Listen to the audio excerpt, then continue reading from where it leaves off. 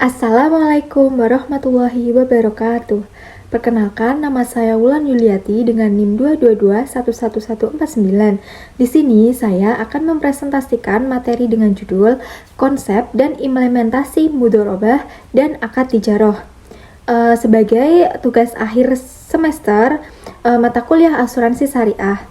Berikut adalah pemaparan materinya. Yang pertama, kita akan membahas definisi mudhorobah. Mudhorobah adalah akad kerjasama antara pemilik modal atau sahibul mal dan pengelola usaha atau mudhorib, di mana keuntungan dibagi sesuai dengan kesepakatan, sedangkan kerugian ditanggung oleh pemilik modal kecuali diakibatkan oleh kelalaian si pengelola. Materi yang selanjutnya yaitu mudhorobah dalam wacana fikih.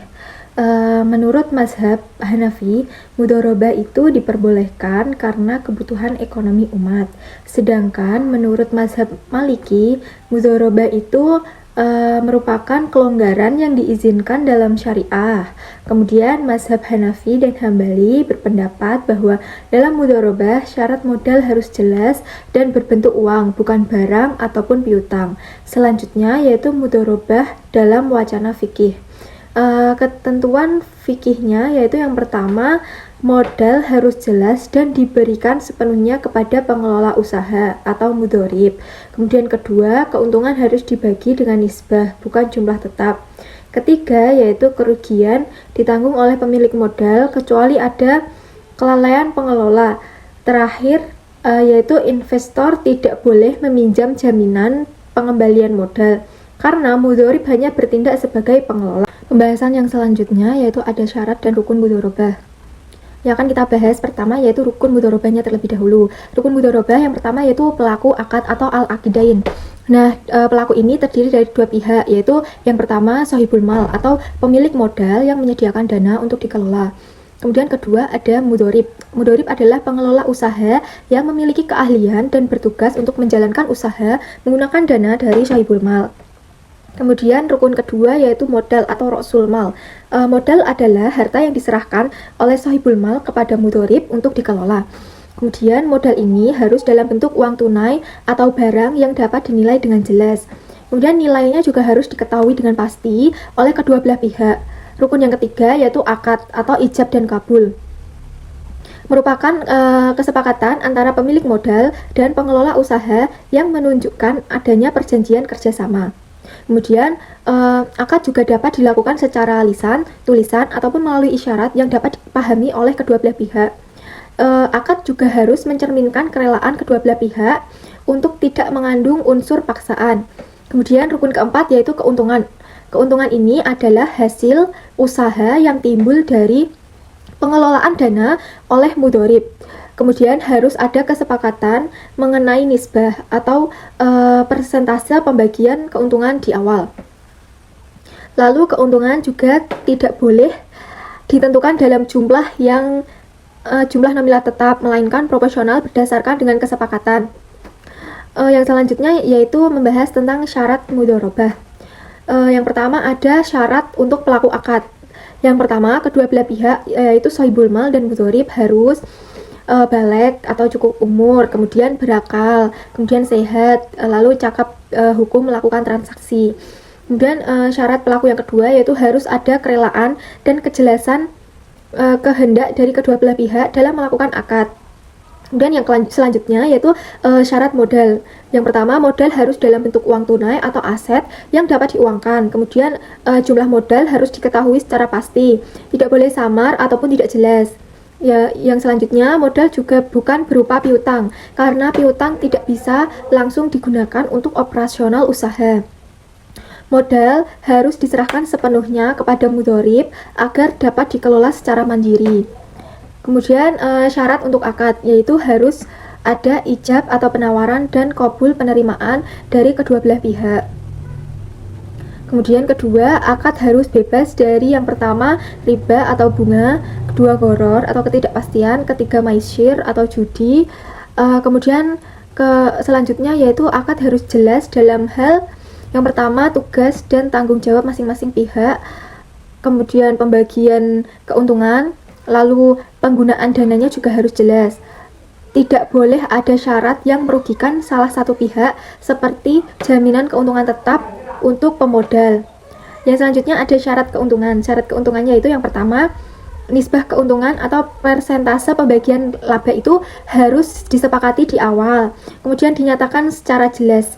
Keuntungan juga tidak boleh ditentukan dalam jumlah nominal tetap seperti pemilik modal mendapatkan 5 juta setiap bulan, atau jika terjadi kerugian itu maka ditanggung oleh pemilik modal sepenuhnya, kecuali jika terbukti ada kelalaian atau kesalahan dari pihak pengelola atau mudhorib. Kita akan membahas landasan syar'i mudhorobah. Yang pertama ada Al-Quran, yaitu Quran surat At-Talaq ayat 3 menekankan tentang tawakal dan usaha dalam mencari rezeki. Kemudian kedua ada hadis Nabi, yaitu praktik kerja sama bisnis sudah ada sejak Rasulullah Shallallahu Alaihi Wasallam. Kemudian ijma sahabat, yaitu sahabat Nabi memperbolehkan penggunaan harta dalam mudhorobah. Kias mudhorobah dianalogikan dengan musyaqqah, yaitu pengelolaan kebun oleh pekerja tanpa modal, sehingga diperbolehkan karena membantu orang yang tidak memiliki modal. Kemudian dalam fatwa DSN MUI nomor 7 DSN MUI 4 tahun 2000 tentang pembiayaan mudhorobah. Selanjutnya yaitu ada keunggulan mudhorobah. Yang pertama, sistem bagi hasil yang adil dalam mudhorobah, yaitu keuntungan dibagi sesuai kesepakatan di awal, sedangkan kerugian ditanggung oleh pemilik modal selama tidak ada kelalaian atau pelanggaran dari pihak pengelola. Ini menciptakan keseimbangan resiko dan keadilan dalam usaha. Yang kedua yaitu mendorong kewirausahaan, yaitu mudhorobah memberikan kesempatan kepada individu yang memiliki keterampilan dan usaha tetapi tidak memiliki modal. Dengan demikian, sistem ini mendorong pertumbuhan wirausaha dan inovasi. Yang ketiga, menghindari riba, yaitu hal ini karena mudhorobah berbasis pada bagi hasil. Sistem ini menghindari praktik riba atau bunga yang dilarang dalam Islam. Kemudian hal ini juga membuatnya sesuai dengan prinsip ekonomi syariah. Yang keempat yaitu meningkatkan produktivitas modal. Pemilik modal dapat mengoptimalkan asetnya dengan menyalurkan dana kepada pihak yang memiliki keahlian dan pengalaman dalam bisnis, sehingga modal tidak menganggur dan dapat menghasilkan keuntungan. Kemudian kelima yaitu membangun kemitraan yang saling menguntungkan, yaitu mudhorobah membangun hubungan kerjasama yang saling menguntungkan antara pemodal dan pengusaha, di mana keberhasilan usaha ini memberikan manfaat kepada kedua belah pihak. Kemudian perbedaan mudhorobah dengan riba dimulai dari aspek definisi. Definisi mudhorobah yaitu akad kerjasama antara pemilik modal dan pengelola usaha dengan sistem bagi hasil. Kemudian riba adalah tambahan bunga atas pinjaman yang dibayarkan oleh peminjam kepada pemberi pinjaman. Kedua, kita lihat dari dasar hukumnya, yaitu untuk mudhorobah diperbolehkan, sedangkan riba itu hukumnya haram. Yang ketiga, yaitu untuk keuntungannya. Dalam mudhorobah, keuntungan ditentukan di awal, sedangkan untuk riba ditentukan sepihak oleh pemberi pinjaman. Kemudian keempat, yaitu pada aspek kerugiannya. Mudhorobah itu ditanggung oleh pemilik modal, sedangkan untuk riba ditanggung oleh peminjam. 5 yaitu pada keadilan. Dalam mudhorobah dianggap adil karena risiko dan hasil itu dibagi sesuai kontribusi masing-masing. Untuk riba dianggap tidak adil karena pemberi pinjaman tetap untung sedangkan peminjam dirugikan. Selanjutnya dari segi tujuan, untuk mudhorobah itu bertujuan untuk memberdayakan ekonomi melalui kerjasama yang saling menguntungkan. Sedangkan untuk riba itu memiliki tujuan untuk mengambil keuntungan dari kebutuhan orang lain. Agar lebih jelas, terdapat pada contoh mudhorobah dan riba, yaitu yang pertama contoh mudhorobah, yaitu seperti investor memberikan modal kepada pengusaha lalu hasil usaha dibagi. Kemudian untuk contoh riba yaitu pada bank meminjamkan uang dengan bunga tetap yang harus dibayarkan oleh peminjam. Selanjutnya kita akan membahas ketentuan bagi hasil dalam mudhorobah. Sistem bagi hasil harus memenuhi beberapa ketentuan agar sesuai dengan prinsip syariah. Yang pertama yaitu kesepakatan di awal. Proporsi bagi hasil antara pemilik modal atau sahibul mal dan pengelola usaha atau mudhorib harus ditentukan sejak awal terjadinya akad. Kemudian biasanya dinyatakan dalam bentuk nisbah atau persentase, misalnya 60/40 atau 70/30. Kemudian kedua, keuntungan itu bersumber dari hasil usaha. Maksudnya yaitu pembagian keuntungan itu hanya dilakukan jika usaha menghasilkan laba. Apabila usaha mengalami kerugian, maka pemilik modal itu harus menanggungnya, kecuali jika terbukti adanya kelalaian atau kesalahan dari pihak si pengelola atau mudhorib. Kemudian, tiga, tidak ada jaminan keuntungan tetap. Hal ini maksudnya yaitu keuntungan itu tidak boleh ditetapkan dalam jumlah tetap. Atau misalnya 10 juta per bulan, itu tidak boleh karena ini menyerupai riba. Lalu keuntungan ini harus dibagi berdasarkan dengan pendapatan real usaha. Kemudian keempat yaitu pembagian dilakukan sesuai periode yang telah disepakati di awal akad. Nah, ini maksudnya yaitu bisa dilakukan untuk per bulan atau per kuartal atau sesuai dengan akad yang telah disepakati di awal. Kemudian yang kelima, transparansi dan akuntabilitas. Maksudnya yaitu pengelolaan usaha itu harus memberikan laporan keuangan yang jelas dan transparan kepada pemilik modal. Kemudian harus ada mekanisme audit jika diperlukan untuk memastikan tidak adanya kecurangan antara pemilik modal dengan pihak pengelola. Implementasi mudharabah yang pertama yaitu akad mudharabah dalam asuransi syariah. Peserta asuransi bertindak sebagai sahibul mal atau pemilik dana. Kemudian perusahaan asuransi bertindak sebagai mudharib atau pengelola dana. Lalu dana yang terkumpul dari premi peserta dikelola dalam investasi syariah seperti suku ataupun saham syariah. Kedua yaitu sumber keuntungan. Keuntungan diperoleh dari hasil investasi dana tabaru atau dana peserta yang telah diinvestasikan dalam instrumen keuangan yang halal. Kemudian keuntungan ini dibagi antara peserta dengan perusahaan sesuai dengan nisbah yang telah disepakati di awal akad. Ketiga yaitu pembagian keuntungan. Apabila investasi menghasilkan keuntungan, maka perusahaan asuransi akan mendapatkan bagiannya sebagai pihak pengelola dana. Lalu si peserta asuransi juga akan mendapatkan bagian keuntungan yang dapat digunakan untuk menambah saldo dana tabaru atau dikembalikan dalam bentuk cashback atau pengembalian premi. Yang selanjutnya yaitu apabila terjadi kerugian, maka resiko ditanggung oleh si dana peserta asuransi dan perusahaan tidak boleh menjamin keuntungan tertentu.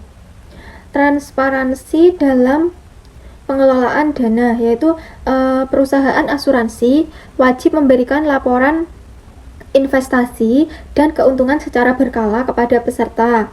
Kemudian seluruh peserta harus dilakukan sesuai dengan prinsip syariah tanpa adanya unsur riba, gharar ataupun maisir. Akad-akad tijarah dalam praktik asuransi syariah, yaitu yang pertama ada akad mudharabah atau bagi hasil. Akad mudharabah dalam asuransi syariah digunakan ketika peserta atau sahibul mal itu menyerahkan dana kontribusi kepada perusahaan asuransi atau mudharib untuk dikelola dalam investasi yang halal. Kemudian kedua ada akad wakalah bi ujroh, yaitu perwakilan dengan imbalan. Dalam akad wakalah bil ujroh ini, peserta memberikan kuasa kepada perusahaan asuransi untuk mengelola dana dengan imbalan berupa ujroh. Kemudian ketiga, akad musyarakah atau kemitraan. Akad musyarakah dalam asuransi syariah diterapkan ketika perusahaan asuransi dan peserta sama-sama menyertakan modal dalam pengelolaan investasi. Yang terakhir yaitu kesimpulan. Akad mudharabah dan akad tijarah dalam asuransi syariah merupakan bentuk kerjasama yang berlandaskan prinsip syariah.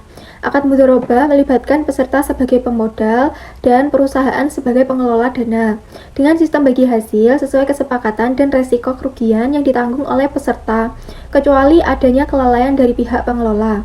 Lalu akad tijarah ini mencakup transaksi komersial seperti mudharabah, wakalah bil ujroh atau pengelolaan dana dengan imbalan yang tetap, dan musyarakah atau kerjasama pemodal dalam investasi. Penerapan akad-akad ini menjadikan asuransi syariah lebih adil dan transparan dibandingkan asuransi konvensional.